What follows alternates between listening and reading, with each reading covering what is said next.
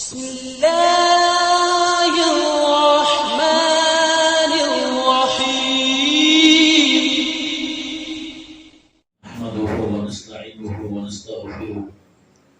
ونستغفره ونؤمن به ونتوكل عليه ونعوذ بالله من شرور أنفسنا ومن سيئات أعمالنا من يهده الله فلا مضل له ومن يضلل فلا هادي له ونشهد أن لا إله إلا الله وحده لا شريك له ونشهد أن سيدنا ومولانا محمدا عبده ورسوله صلى الله عليه وعلى آله وأصحابه وبارك وسلم تسليما كثيرا أما بعد فأعوذ بالله من الشيطان الرجيم بسم الله الرحمن الرحيم إنا سنلقي عليك قولا ثقيلا صدق الله العظيم. صدر جلسہ حضرت مولانا رضا الرحمن صاحب دامت برکاتہم اور اس مدرسہ فیض یعقوب رحمت اللہ علیہ اس کے بانی اور محتمم اور علاقے کے فعال نوجوان عالم دین حضرت مولانا فیاض صاحب کاشفی دامت برکاتہم اور حضرت مولانا ابراہیم صاحب صدر لجنۃ العلماء والحفاظ اور حضرت مولانا عطاء الرحمن صاحب اور دیگر حضرات علماء اور اس مدرسے کے اور مکاتب کے حضرات اساتذہ کرام اور دیگر میرے بھائیوں اور میری پیاری ماؤں اور بہنوں اور پیارے بچوں، الحمدللہ آج بہت زیادہ دل کو خوشی ہو رہی ہے کہ شہر ہندوپور میں ایک بہترین ادارے مدرسہ فیض یعقوب میں مجھے حاضری کی توفیق ہوئی اور ان اکابر علماء سے اور یہاں کے نظام سے استفادے کا موقع ملا۔ الحمدللہ یہاں مدرسے کے بچوں نے تقریریں بھی پیش کی اور قرآن پاک کی بھی تلاوت کی۔ مدرسے کے طلباء نے بہت بہتری کے ساتھ، بہت عمدگی کے ساتھ انہوں نے قرآن پاک پیش کیا اور مکاتب کے طلباء نے بھی ماشاءاللہ قرآن کریم کا آخری سبق سنایا۔ گرچہ مکاتب کے طلباء نے جو سبق سنایا اس میں تھوڑی بہت کمی ہے، لیکن اسے مکتب ہی سمجھ کر کے سننا چاہیے۔ دیکھیے جو مدرسے کے 3 طلباء تھے انہوں نے بہتر انداز میں قرآن کریم پیش کیا اور ہر طالب علم نے انعام پایا، لیکن مکتب کے جو طلباء ہیں بیچارے وہ شہر کے آس پاس کے علاقے کے یا کوئی بچے قریے کے ہیں اور مکتب میں پڑھتے ہیں، تھوڑا بہت وقت دیتے ہیں اور عام طور سے لوگ مکاتب پہ توجہ نہیں دیتے، یعنی عوام، جس کی ایک زندہ مثال یہاں دیکھ لیجئے کہ وہ بچے تو ہیں، ان کے متعلقین والدین وغیرہ کچھ زیادہ نظر نہیں آتے۔ اس کی وجہ کیا ہے کہ ان کے دلوں میں کوئی قرآن پاک کی عظمت اور اہمیت نہیں۔ وہ اسلام کو مانتے ہیں، قرآن کو مانتے ہیں، سب کچھ کرتے ہیں، لیکن جیسے دنیاوی تعلیم کی عظمت لوگوں کے دلوں میں بیٹھی ہے، اس کی اہمیت لوگوں کے دلوں میں ہے، ان کو دین کی تعلیم کی اہمیت کا، اس کی عظمت کا، اس کی افادیت کا اندازہ نہیں ہے۔ اگر ان لوگوں کو اندازہ ہو جاتا تو وہ دنیا کی تعلیم سے زیادہ ادھر توجہ دیتے۔ تو بہرحال بچوں نے پڑھا، بہت خوشی ہوئی، اور اس کے علاوہ یہاں جو مدرسہ چلتا ہے اس میں بھی کئی طلباء پڑھتے ہیں اور آس پاس علاقے میں 13 مکاتب ماشاءاللہ چلتے ہیں، جس کا نظام مدرسے کے تحت چلتا ہے اور یہاں سے اساتذہ اور حضرت محتمم صاحب اس کی نگرانی کرتے ہیں اور ان حضرات کو تنخواہیں دی جاتی ہیں. یہ بہت بڑی خدمت ہے. ہمارے حضرت داماد برکاتہم فرمایا کرتے ہیں کہ یہ مکاتب ارتداد سے بچاتے ہیں. امت کو اگر ارتداد سے بچانا ہے، کفر سے بچانا ہے. میرے بزرگوں اور بھائیوں اور میری پیاری بہنوں، ایک زمانہ تھا ہم بے عملی کا، بدعملی کا رونا روتے تھے کہ مسلمانوں میں اسلام پر عمل نہیں، قرآن پر عمل نہیں، بے دینی کا دور دورہ ہے، بد دینی کا دور دورہ ہے. لیکن اب یہ زمانہ بے دینی اور بد دینی کا نہیں. اگر اتنا بھی ہوتا تو تھوڑا بہت قابل برداشت ہو سکتا. آدمی بے عمل تو تھا، بد عمل تو تھا، لیکن توحید پہ تھا، اسلام پہ تھا، دین پہ تھا. اللہ کی عظمت، اللہ کی توحید اس کے دل و دماغ میں چھائی ہوئی تھی. لیکن ابھی ایک تھوڑے عرصے سے ہمارے اس ملک کے حالات تیزی کے ساتھ بہت بھیانک طور پر اور بہت ہی خطرناک انداز میں بدلتے چلے جا رہے ہیں. اور جن کو اللہ نے نگاہیں دی ہیں وہ تو پہلے سے دیکھ رہے تھے، لیکن ہم جیسے بے نگاہوں کو بھی، بے بصیرت لوگوں کو بھی اب بالکل صاف نظر آتا جا رہا. بالخصوص ابھی قریب میں وہ مندر کے افتتاح کے بعد حالات اور زیادہ آگے بڑھ چکے. اور اب اگر کوئی شخص بے عمل، بد عمل بھی ہو لیکن اسلام پہ ہو، توحید پہ قائم ہو، قسم بخدا بہت بڑی دولت. حالات اب تک ہوتے چلے جا رہے. مسلمانوں کو اسلام سے، توحید سے، ایمان سے ہٹا کر کفر کی اندھیریوں میں ڈھکیلنے کی کوشش ہو رہی ہے. کفر میں، شرک میں، حتیٰ کہ بتوں کی پوجا، مورتی پوجا پر مجبور کیا جا رہا. تو حالات بہت بگڑتے چلے جا رہے. تو ان حالات میں اگر یہ حضرات علماء، یہ حفاظ، یہ دین کے خدام مختلف جگہوں پر، قریوں میں جا کر، پسماندہ علاقوں میں جا کر اگر مکاتب قائم کر رہے ہیں، وہ قرآن کریم پڑھ رہے ہیں، پڑھنے میں، تجوید میں تھوڑی بہت کمی ہے، مخارج میں کمی ہے، کسی اور چیز میں کمی ہے، لیکن مکاتب کی برکت سے وہ بچے، وہ بچیاں، ان کے ماں باپ اگر قرآن سے جڑے ہوئے ہیں، دین سے جڑے ہوئے ہیں، اسلام سے جڑے ہوئے ہیں، اور ان کا رشتہ اسلام سے اگر قائم ہے، یہ بھی بہت بڑی خدمت ہے میرے بھائی، بہت بڑی خدمت ہے، کوئی معمولی خدمت نہیں. لہذا اس مدرسہ فیض یعقوب کے ذریعے جو مکاتب چل رہے ہیں، یہ بھی بڑی مبارک خدمت ہے، بڑی عظیم خدمت ہے. اسی طریقے سے اس سے آگے بڑھ کر یہاں رفاہی سماجی خدمت کا سلسلہ جاری ہے. غریبوں کی مدد، بے سہاروں کا سہارا بننا.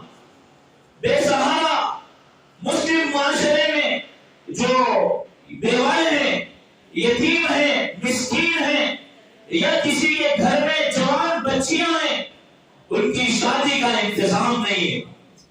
میرے بھائیوں اور میری پیاری بہنوں، آج امت کا ایک بڑا طبقہ غربت کی وجہ سے، فقر و فاقے کی وجہ سے جو ہے کفر کے دلدل میں پھنستا جا رہا ہے. عیسائیوں اور ہمارے اس ملک کے جو غیر مسلم ہیں، یہ پیسے کے ذریعے سے، دولت کے ذریعے سے اور مختلف طریقوں سے ہماری نوجوان بچیوں کو جو بالکل معصوم، باحیا، پردہ ہیں، باعصمت ہیں، ان کو شوق نہیں ہے اپنی عصمت کے کھونے کا، اور اس شوق نہیں ہے اسلام کو چھوڑنے کا. لیکن آج یہ واقعات دو اور دو چار کی طرح بالکل واضح ہے. ہر علاقے کے حالات بگڑتے جا رہے اور لوگ ارتداد میں پھنستے چلے جا رہے. اگر اس دور میں کا بندہ یا اللہ کے کچھ بندے کسی علاقے میں کھڑے ہوئے ہیں اور وہ سماجی خدمات میں لگے ہوئے ہیں، لوگوں کو خدمت کے ذریعے سے اور ان کی مالی مدد اور تعاون کے ذریعے سے ان کو اسلام پر قائم رکھنے کی، دین پر جمانے کی اور ان کا گھر بسانے کی کوشش کرے، یہ کوئی معمولی خدمت نہیں۔ میرے آقا حضرت محمد عربی صلی اللہ علیہ وسلم نے، آپ کو اللہ نے نبوت عطا کی ہے 40 سال میں، لیکن 40 سال سے پہلے کی آپ کی جو زندگی، وہ زندگی کیا تھی؟ اس زندگی میں آپ کو عرب کے لوگ، مکے کے لوگ صادق اور امین کہا کرتے تھے اور آپ کو اپنا مسیحا مانا کرتے تھے۔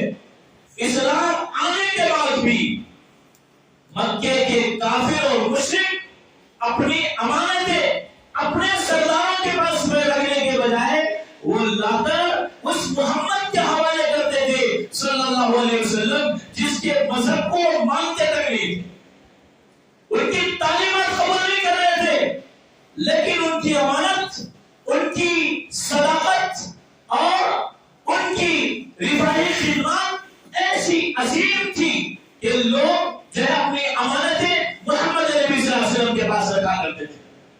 اور یاد کیجئے، جب اللہ کے نبی علیہ السلام پر، ادھر متوجہ رہنا، جب اللہ کے نبی علیہ السلام پر سب سے پہلی وحی نازل ہوئی تھی، اقرأ بسم ربک الذی خلق، یہ 5 آیتیں جب نازل ہوئی تھی، اس وقت میں اللہ کے کلام کی ہیبت اور اس کی عظمت، اس کی بزرگی کی وجہ سے نبی کریم صلی اللہ علیہ وسلم پر ایک حیرت اور دہشت طاری ہو گئی۔ نبی کریم صلی اللہ علیہ وسلم غار سے سیدھے اپنی محبوب بیوی اور ہماری امی جان حضرت خدیجہ الکبریٰ رضی اللہ عنہا کے گھر آتے اور آپ کیا فرماتے ہیں؟ خدیجہ مجھ پر چادر اڑا دو۔ چادر اڑا دی گئی۔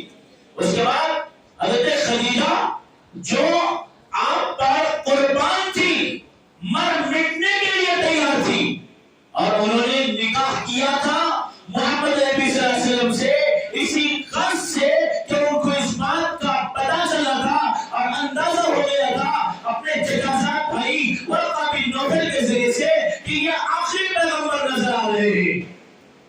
انہیں شوق ہوا جب انہوں نے تجارت کا مال بھیجا تھا نبی کریم صلی اللہ علیہ وسلم کے ساتھ، اس وقت میں جو ان کے غلام میسرہ نے جو حالات لا کر بیان کیے تھے، ان حالات کی روشنی میں اور جو دوسری چیزوں سے انہوں نے اندازہ لگا لیا تھا کہ یہ آخری پیغمبر بننے والے ہیں۔ حضرت خدیجہ الکبریٰ جو مکے کی، عرب کی شاندار قسم کی حسن و جمال کی مالک بھی، دولت کی مالک اور بڑی معزز خاتون تھی، جن سے نکاح کرنا مکے کا ہر سردار چاہتا تھا، لیکن انہوں نے ہر پیغام کو ٹھکرا دیا اور حضرت محمد نبی صلی اللہ علیہ وسلم کی خدمت میں انہوں نے خود پیغام بھیجا۔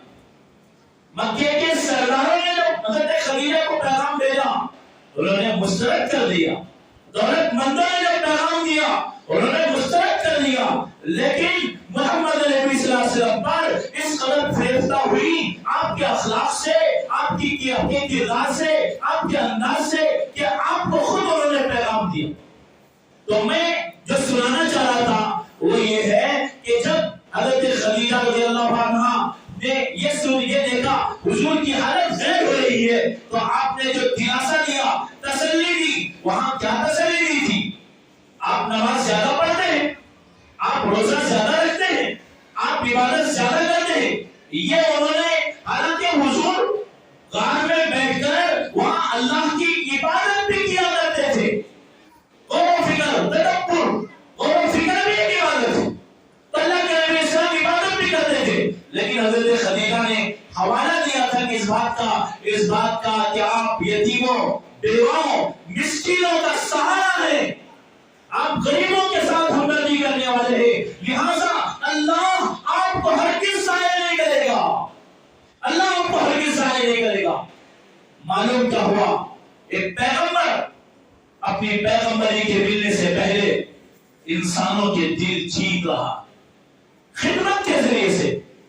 آپ کو معلوم جب ایک تنظیم بنی تھی مکے میں، جب ظلم ہو رہا تھا، تو آپ نے کہا تھا کہ آج بھی میں چاہتا ہوں کہ وہ تنظیم دوبارہ وجود میں آ جائے اور جو غریبوں کا سہارا بننے کے لیے کچھ طاقتور لوگ کھڑے ہو جائیں. تو آپ علیہ السلام نے اپنی زندگی میں جو پیغمبری سے پہلے رفاہی خدمات کی، سماجی خدمات کی، لوگوں کا دل جیتا. جب دل جیت لیا پھر 40 سال کی عمر میں آپ کو جو اللہ نے پیغمبری دی اور آپ نے اس کے بعد کی زندگی میں بھی لوگوں کی خدمت کی، لوگوں کو کھلایا پلایا، ان کی خدمتیں کی. تو لہذا میرے بزرگوں اور بھائیوں، میرے ماں اور بہنوں، اس ادارے سے یہ جو سماجی اور رفاہی خدمت ہو رہی ہے اسے حقیر نہ سمجھو، اسے معمولی نہ سمجھو. اس زمانے میں اس کی سخت ضرورت ہے کہ ہم رفاہی خدمات کے ذریعے سے جو اسلام کے دشمن ہیں ان کو اپنے سے قریب کرے. ایک طرف یہ ہے تو دوسری طرف مسلمانوں کے اندر جو کمزور طبقات ہیں، جو غریب ہیں، جو مجبور ہیں، اپنے فقر کی وجہ سے اپنا ایمان بیچنے پر مجبور ہوئے، اپنی عصمت کو فروخت کرنے پر مجبور ہوئے، ان کو اپنی دولت کے ذریعے، ان کی سماجی خدمات کے ذریعے سے ان کا دل جیتنے اور ایمان کے بچانے کی ضرورت ہے. یہ تو میں نے یہاں کی خدمت پہ ہلکا سا تبصرہ کر دیا. میں نے قرآن پاک کی ایک آیت کریمہ آپ کے سامنے پڑھی تھی. اس میں اللہ رب العزت ارشاد فرماتے ہیں اِنَّا سَنُلْقِي عَلَيْكَ قَوْلًا ثَقِيلًا. حضور صلی اللہ علیہ وسلم سے اللہ پاک فرماتے ہیں کہ اے پیغمبر، ہم آپ پر ایک بڑا وزندار بھاری کلام اتار رہے. اِنَّا سَنُلْقِي عَلَيْكَ قَوْلًا ثَقِيلًا، ایک ایسا کلام جو بڑا بھاری ہے، بڑا وزنی ہے. ہمارے یہاں بھی اردو زبان میں بھی استعمال ہوتا ہے. کوئی آدمی کوئی بات کہے، ہم کہتے ہیں کیا بھاری بات بولے. بولتے نہیں بھائی، بولتے ہیں کیا بھاری بات بولے. اللہ نے یہاں وہی استعمال کیا کہ ہم یہ جو کلام اتار رہے ہیں یہ کوئی معمولی کلام نہیں ہے، عام کلاموں کی طرح کوئی کلام نہیں. یہ بڑا بھاری کلام ہے. کیوں بھاری کلام ہے؟ اس لیے کہ یہ اللہ رب العزت کا کلام ہے. دنیا میں جتنی کتابیں نازل ہوئی وہ سب اللہ کی کتابیں تھی، اور قرآن کریم اللہ کی کتاب بھی ہے اور اللہ کا کلام بھی ہے. کتاب اور کلام میں فرق ہے. کتاب وہ جو لکھتی نہیں، جو لکھی ہوئی چیز ہے وہ مکتوب، اس کا نام ہے کتاب. لیکن کلام کسے کہتے ہیں؟ دیکھیے میں بول رہا ہوں، یہ جو میں بول رہا ہوں یہ میری صفت ہے، یہ میری اندر کی چیز ہے. اگر میں بولوں اور اسے کوئی لکھ لے تو وہ میرا بول نہیں ہے، میرے بول کی نقل ہے، میرے کلام کی نقل ہے. وہ میرا کلام نہیں ہے، میرا کلام وہ ہے جو مجھ سے صادر ہو رہا ہے. جب آپ کو یہ بات سمجھ میں آئی، میرے مخاطب صرف یہ میرے بھائی ہیں، میری ماں اور بہنیں ہیں، حضرات علماء نے، تو میں کہہ رہا ہوں کہ اگر آپ کو یہ بات سمجھ میں آ گئی کہ جو میں بول رہا ہوں یہ میرے اندر سے نکل رہا نا، میرے اندر سے نکل رہا نا، یہ میرا کلام ہے، یہ میری صفت ہے، میرے سے الگ کوئی چیز نہیں، یہ میری اپنی چیز ہے. اسی طریقے سے یہ جو قرآن ہم پڑھتے ہیں، ان معصوم بچوں نے جو آپ کے سامنے قرآن پڑھا اور جو پڑھ رہے ہیں یہاں، یہ جو قرآن ہے یہ مصحف کی شکل میں، کتاب کی شکل میں جو پرنٹڈ ہے، لکھا ہوا ہے، یہاں رکھا ہوا ہے، یہ تو مخلوق ہے. اس کے اوراق، اس کے پیجز یہ مخلوق ہے، اس کی سیاہی مخلوق ہے. لیکن اللہ سے جو کلام صادر ہوا تھا یہ اللہ کا کلام ہے. جیسے یہ کلام میرا ہے جو میں بول رہا ہوں، اسی طرح یہ جو قرآن ہے وہ اللہ کا کلام ہے، اللہ سے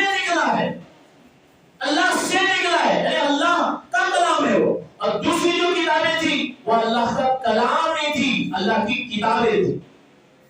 جب اللہ کا کلام ہے تو معلوم کیا ہوا؟ اس قرآن کا براہ راست تعلق کس سے ہے بھائی؟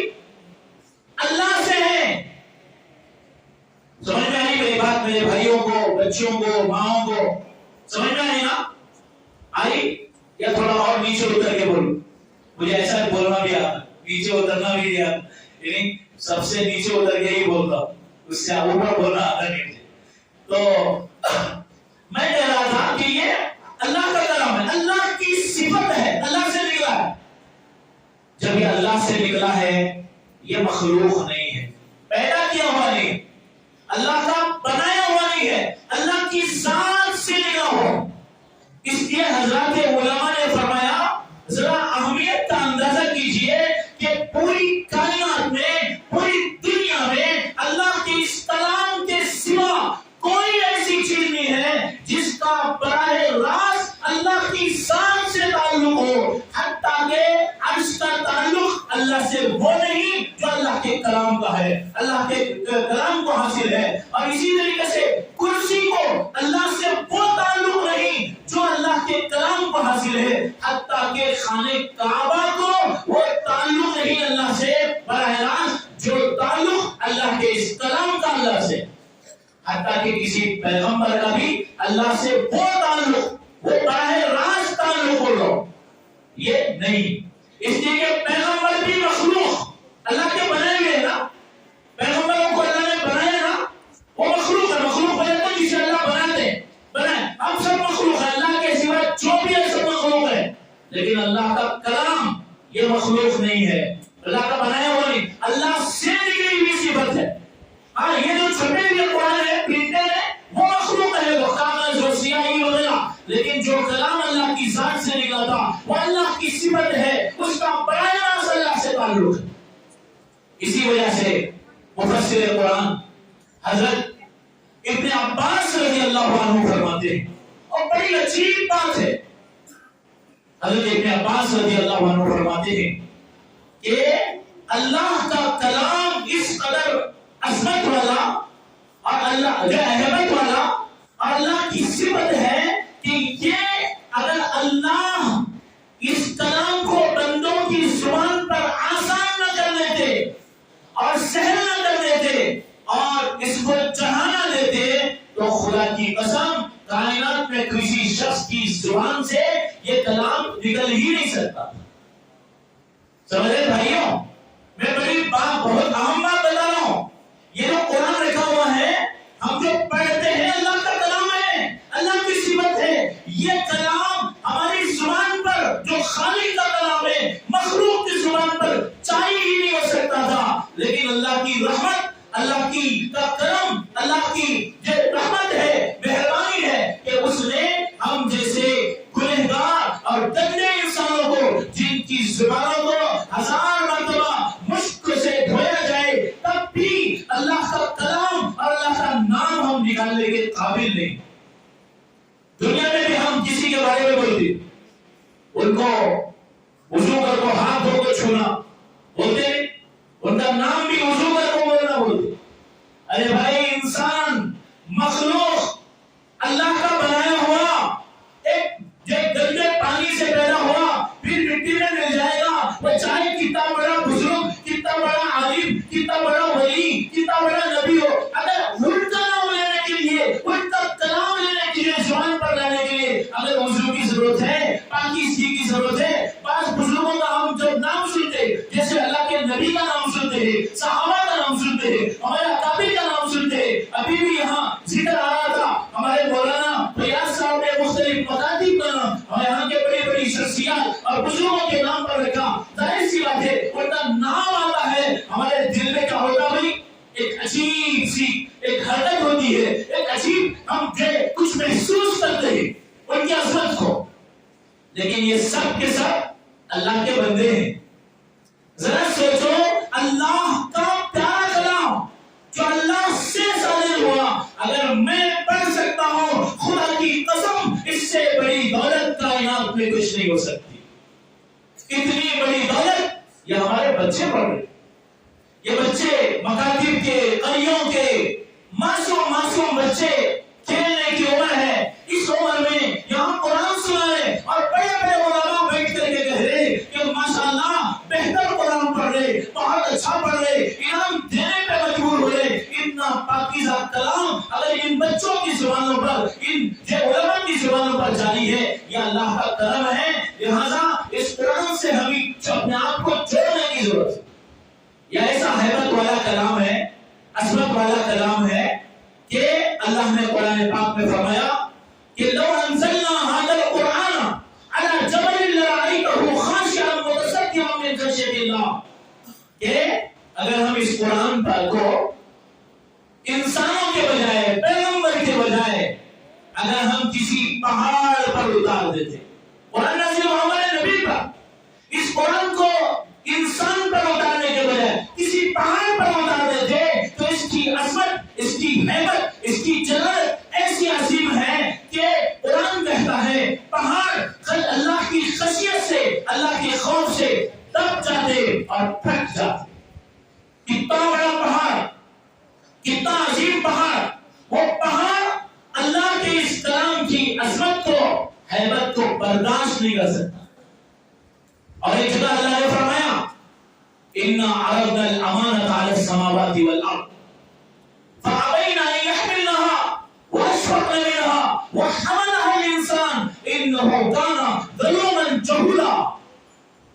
اللہ پاک فرماتے ہیں ہم نے اس امانت کو، امانت سے مراد یہی قرآن، اس کے اندر جو احکام ہے، جو شریعت ہے، یہ سب اس کے اندر مراد ہے۔ ہم نے اس امانت کو، اس قرآن کو، جس کے اندر اللہ کی تعلیمات اور اللہ کی ہدایت موجود ہے، اس امانت کو ہم نے آسمانوں اور زمینوں پر پیش کیا۔ ہم نے کہا اے آسمانوں، اے زمینوں، تم جو اسے قبول کر لو، اس کے احکام پر عمل پیرا ہو جاؤ، اس کو لے لو۔ تو قرآن کہتا ہے فَأَبَيْنَا، آسمانوں نے اور زمینوں نے انکار کیا کہ ہم اس کو اٹھانے کی طاقت نہیں رکھ سکتے، ہمارے اندر طاقت نہیں۔ فَأَبَيْنَا يَحْمِلْنَهَا وَأَشْفَقْنَ مِنْهَا، خوف زدہ ہو گئے، ڈر گئے۔ وَحَمَلَهَا الْإِنسَانُ، لیکن یہ جو انسان ہے نا، چھوٹا سا انسان 6-7 فٹ کا، اس انسان نے اسے اٹھا لیا۔ اللہ آگے پیار سے فرمائے إِنَّهُ كَانَ ظَلُومًا جَهُولًا، ارے یہ جو انسان ہے نا، جو اس قرآن کو اٹھا لیا، اس تعلیمات کو قبول کر لیا، اس شریعت کو قبول کر لیا، یہ بڑا ظالم بھی ہے اور بڑا نادان بھی ہے، بڑا ظالم ہے۔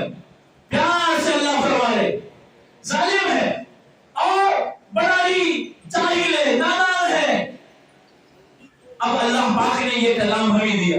اب آپ کہیں گے جب پہاڑ نے قبول نہیں کیا، آسمانوں نے قبول نہیں کیا، زمین نے قبول نہیں کیا، تو پھر انسانوں نے کیسے قبول کر لیا؟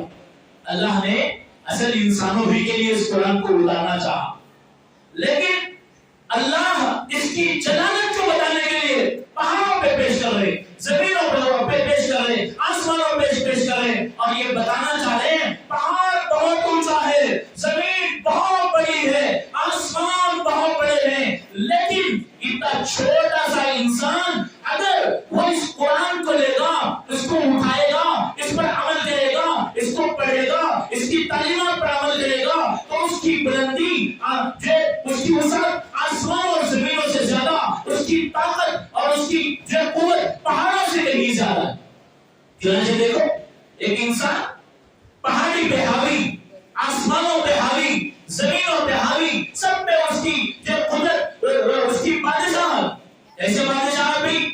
ایک بزرگ جا رہے تھے، میں اپنی بات مختصر کروں گا، ایک بزرگ راستے سے چلے جا رہے تھے، کسی نے پوچھا حضرت خیریت ہے؟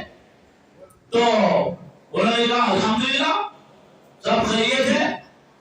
آپ میرے سے خیریت کیا پوچھ رہے؟ سب چیزیں میرے ہی مرضی سے چل رہی ہے، یہ آسمان، زمین، چاند، سورج، ستارے، یہ دریا، سب میرے کیا نام ہے، میری مرضی کے مطابق چل رہے۔ تو اس نے کہا حضرت استغفر اللہ، اتنے بڑے بزرگ ہیں، بات کیسی کر رہے ہیں؟ انہوں نے کہا کہ بھائی بات ایسی نہیں ہے، یہ کوئی کفریہ بات میں نہیں کر رہا ہوں، اس لیے کہ اللہ کی جو مرضی ہے میں نے اپنی مرضی کو اس کی مرضی میں فنا کر دیا ہے، لہذا اللہ جو چاہتا ہے وہ میری اطاعت ہے۔ اللہ بیماری دے مجھے پسند، اللہ صحت دے پسند،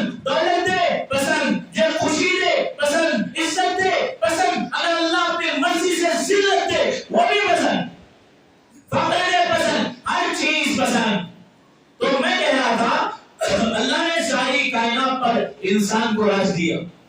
ایک مرتبہ اللہ کے نبی علیہ السلام پہاڑی پر کھڑے ہوئے اور آپ کے آس پاس ابو بکر صدیق رضی اللہ عنہ حضرت عمر ہیں. پہاڑی حرکت کرنے لگی. حضور نے پہاڑی پر پیر مارا اور فرمایا کہ اے پہاڑ تھم جا، تیری پشت پر ایک وقت ایک پیغمبر اور ایک صدیق اور ایک فاروق ہے. یہ انسان کی طاقت ہے، یہ انسان کی قوت ہے. کیوں یہ قوت ہے، یہ طاقت ہے؟ اس قرآن کی برکت سے.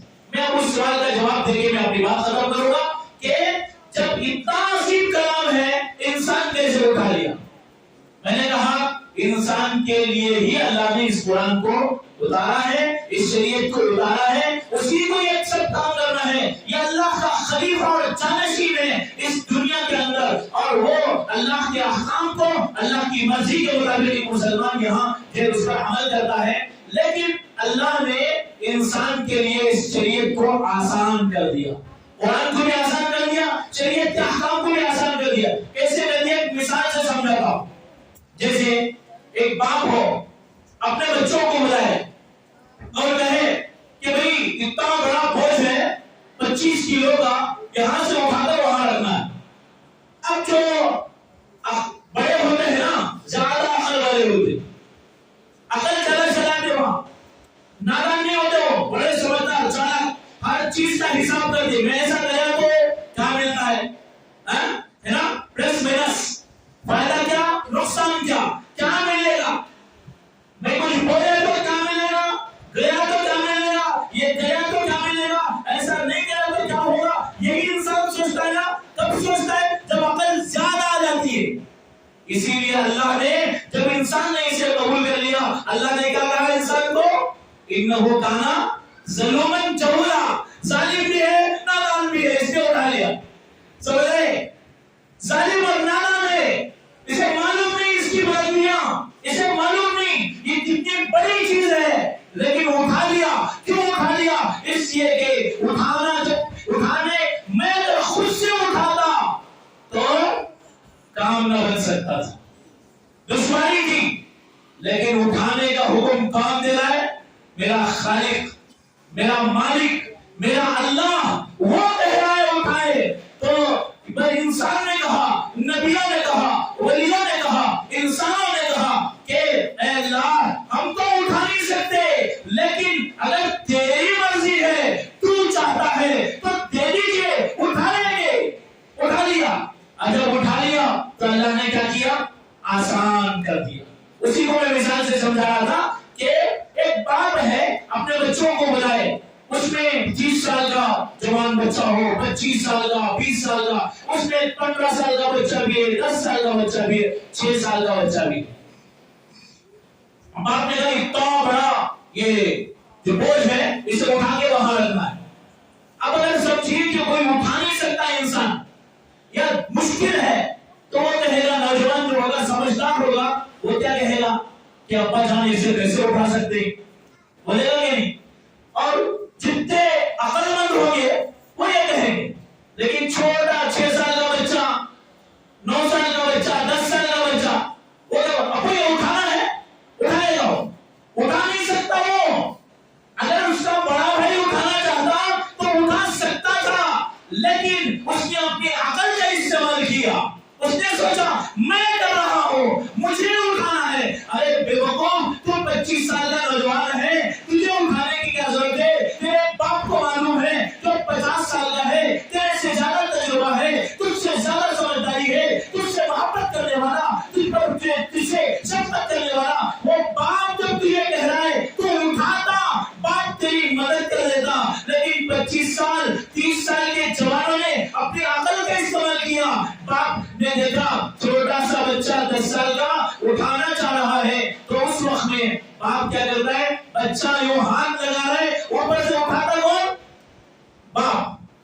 اٹھانا کون بھائی؟ باپ. بچہ خوش نہ ہو رہا سوچ کے میں اٹھا رہا ہوں، میں اٹھا رہا ہوں، یہ سوچ کے خوش ہو رہا ہے. لیکن باپ اوپر سے اٹھائے ہوئے ہے، اگر باپ چھوڑ دے بچہ ہلاک ہو جائے گا. لیکن اس بچے میں وہ عقل، وہ شعور نہیں ہے، وہ نادان ہے، وہ ظالم ہے، اپنے اوپر नादानी भी बरत रहा है, वो उठा लेना चाह रहा है। ये उठा लेना क्यों चाह रहा है? मोहब्बत की वजह से, बाप की रहमत की वजह से, बाप से प्यार की वजह से, उसकी अजमत की वजह से उसे यकीन है मेरी पूरी कायनात मेरा बाप है। इसी तरह मेरे भाइयों, इंसानों ने, नबियों ने, अल्लाह के फरमाबरदार बंदों ने जब उठाना, अल्लाह के हुक्म को मानकर कुरान उठा लिया, कबूल कर लिया, अब उसको उठा रहे तो अल्लाह, समझ रहे? हम दिख रहे, हम कुरान पे चल रहे, हम दाढ़ी रख रहे, हम नमाज पढ़ रहे, हम तहज्जुद पढ़ रहे, हम मसाजिद खोल रहे, हम मदारिस चला रहे, हम रिफाई खिदमत कर रहे, हम पर्दा कर रहे, हम दीन के मुताबिक जिंदगी गुजार रहे। हमें दुनिया कुफ्र पे लगाना चाहती है, शिर्क पे लगाना चाहती है, हमारे घरों पर बुलडोजर चलाए जाते हैं, हमारे घरों पर बम गिराए जाते हैं, हमारी औरतों की इस्मत से खेला जाता है, हमारे बच्चों को हमारे सामने शहीद किया जाता है, हमारी बीवियों को बेवा करने की कोशिशें, सब कुछ चल रही है। देख लो गजा में जाकर, देख लो फलस्तीन में जाकर, सब कुछ हो रहा है। लेकिन फलस्तीन के बच्चे, बच्चियां, बेटियां, जवान, मर्द, जो औरतें, सब के सब वो जुबाने हाल से, बल्कि जुबाने काल से ये कह रहे हैं कि हम दीन पे रहेंगे, तुम बम डालो हमारे घरों पे, हमारी चालों पे, तुम हमारे ईमान पर बम गिरा नहीं सकते। यहाँ भी कुछ अहमक बुलडोजर चलाना चाहते और कुछ धमकियां देते हैं, अरे तुम बुलडोजर चला सकते हो, मुझ पे चला दे सकते हो, मेरी इमारतों पे चला दे सकते हो, मेरी जायदाद पे चला सकते हो, लेकिन मेरे कल्ब में, मेरे सीने में जो अल्लाह ने ईमान की नमक रखी है, ईमान की रोशनी रखी है, ईमान की दौलत रखी है, जिस ईमान की दौलत के सामने एक कमजोर से कमजोर ईमान वाला जो किसी तरह की ज़ाहिरी सलाहियत नहीं रखता, ताकत नहीं रखता, वो बड़े बड़े पहाड़ों से टकरा जाता है। हम उनके गुलाम हैं, हम उनकी नस्ल है जिन्होंने दरियाओं पर पहुंचकर कश्तियां जला दी थी, जिन्होंने जंगलों में राज किया था, जिन्होंने वक्त के बड़े बड़े फिरौनों से वो मुकाबला किया था, उनको ललकारा था। तो मैं क्या कहना चाह रहा हूँ मेरे भाइयों, बुजुर्गों और मेरी प्यारी माँ और बहनों, क्या फिर ये जो हम दीन पर चल रहे, हम कुरान पढ़ रहे हैं, कुरान सीख रहे हैं, सिखाते रहे हैं, दीन पर चल रहे, नमाज पढ़ रहे, ये सब कुछ जो कर रहे हैं, हकीकत में ऐसा लग रहा है मैं कर रहा हूँ, नहीं, जब अल्लाह करवा दे रहे हैं और बकिया जो नहीं कर रहे वो करना नहीं चाहते। अल्लाह के पास एक शर्त है, क्या? बंदा दिल से चाहे, मैं चाहूं नेक बनना, खुदा की कसम अल्लाह ने बना दे। दिल से चाहूं, कोई हमारी बहन चाहती है, जवान चाहता है मैं नेक बन जाऊं, अब हमारी मुसीबत क्या है? हम चाहते हैं जिब्रील आए, फरिश्ता आए, डंडे मार के नमाज को लेके जाए। अल्लाह वैसा दीन नहीं चाहते, ला इक्राहा फिद्दीन, दीन में जबरदस्ती। अल्लाह क्या चाहते हैं? तुम खुद से चलना चाहो, तहज्जुद पढ़ना चाहो, नमाज पढ़ना चाहो, आलिम बनना चाहो, दीन की खिदमत करना चाहो, अपनी जवानी को, अपनी दौलत को, अपनी सलाहियतों को दीन के लिए इस्तेमाल करना चाहो, तुम जन्नत चाहो, तुम चाहो और थोड़ी बहुत कोशिश करो, तुम कदम बढ़ाओ। जैसे छोटा बच्चा क्या होता है, चलना भी नहीं जानता, वो चल खड़ा होता है, माँ खड़ा करती है, बाप इधर है, माँ इधर है, बच्चा गिर रहा है, माँ दूर से तमाशा देखती है, बच्चा एक कदम बढ़ाया, दो कदम बढ़ाया, जब गिरने जाता है तो क्या करता है? बाप पकड़ लेता है, माँ पकड़ लेती है। मेरे भाइयों और बहनों, खुदा की कसम, इन बेगुजरे हालात में भी, इन खतरनाक हालात में भी अगर हम अल्लाह के दीन को थामना चाहें, अल्लाह की मदद हमारे साथ शामिल होगी। मैं इसी पर अपनी गुफ्तगू खत्म करता हूँ और मैं यहाँ के मोहतरम साहब मुफ्ती मौलाना फैयाज साहब को और यहाँ के असातिज़ा और यहाँ के खुदाम और यहाँ नौजवान अहबाब और जो भी हज़रात यहाँ का किसी भी किस्म का इनका ताउन करते हैं, इन सबको मैं दिल की गहराइयों से मुबारकबाद देता हूँ और दुआ करता हूँ कि अल्लाह पाक इनको, इनकी खिदमत को कबूल फरमाए और इसके बदले में अल्लाह हमारी नस्लों में हमारे ईमान की हिफाजत करे और अल्लाह पाक हमारी अभी आफियत के साथ जिंदा रखे, इस्लाम पर जिंदा रखे, ईमान पर मौत अता फरमाए। आमीन व आखिर दावाना अनिल हम्दुलिल्लाहि रब्बिल आलमीन।